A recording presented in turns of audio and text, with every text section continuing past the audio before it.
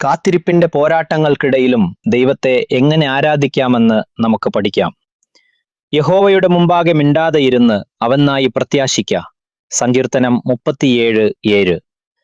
കാത്തിരിപ്പിന്റെ കാലഘട്ടങ്ങൾ പലപ്പോഴും നിശബ്ദമായ പോരാട്ടങ്ങളായിട്ടാണ് അനുഭവപ്പെടാറുള്ളത്.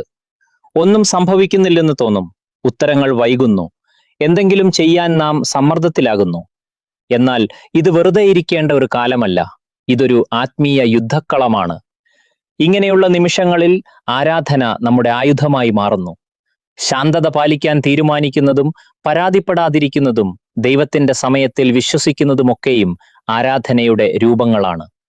ദൈവമേ, ഒരു പുരോഗതിയും എനിക്ക് കാണാൻ കഴിയുന്നില്ലെങ്കിലും അവിടുന്ന് പ്രവർത്തിക്കുന്നു എന്ന് ഞാൻ വിശ്വസിക്കുന്നു എന്ന് പ്രഖ്യാപിക്കുകയാണ് അവിടെ ചെയ്യുന്നത്.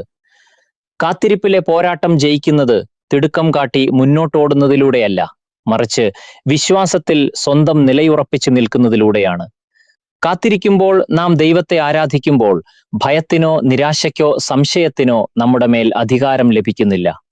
പകരം നാം നമ്മുടെ ഹൃദയത്തെ ദൈവത്തിന്റെ സമയത്തോടും അവിടുത്തെ പദ്ധതിയോടും ചേർത്ത് നിർത്തുന്നു. ഡ്യൂട്ടിയിലുള്ള ഒരു സൈനികൻ എല്ലായ്പ്പോഴും മുന്നോട്ട് നീങ്ങിക്കൊണ്ടിരിക്കില്ല എങ്കിലും അയാൾ തന്റെ സ്ഥാനം സജീവമായി കാത്തുസൂക്ഷിക്കുന്നുണ്ട്. അയാളുടെ നിശ്ചലത ബലഹീനതയല്ല, മറിച്ച് അത് അച്ചടക്കവും ജാഗ്രതയുമാണ്. അതുപോലെ ആരാധനയോടെയുള്ള കാത്തിരിപ്പ് എന്നത് വെറുതെ ഇരിക്കലല്ല, മറിച്ച് പോരാട്ടത്തിൽ ഉറച്ചു നിൽക്കുന്നതാണ്. ഇന്ന് ചിന്തിക്കുക, എന്റെ കാത്തിരിപ്പിന്റെ കാലഘട്ടത്തിൽ ഞാൻ പരാതി പറയുകയും പ്രതികരിക്കുകയുമാണോ, അതോ ദൈവത്തെ ആരാധിക്കുകയും അവിടുത്തെ സമയത്തിൽ വിശ്വസിക്കുകയുമാണോ ചെയ്യുന്നത്? നമുക്ക് പ്രാർത്ഥിക്കാം.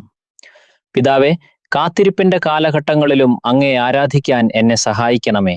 ഭയമോ നിരാശയോ ഇല്ലാതെ ഉറച്ചു നിൽക്കാൻ എന്നെ ശക്തിപ്പെടുത്തണമേ. അങ്ങയുടെ സമയത്തിൽ വിശ്വസിക്കാനും ഈ പോരാട്ടത്തിൽ വിശ്വസ്തനായി തുടരാനും എന്നെ പഠിപ്പിക്കണമേ. യേശുവിൻ നാമത്തിൽ ആമേൻ.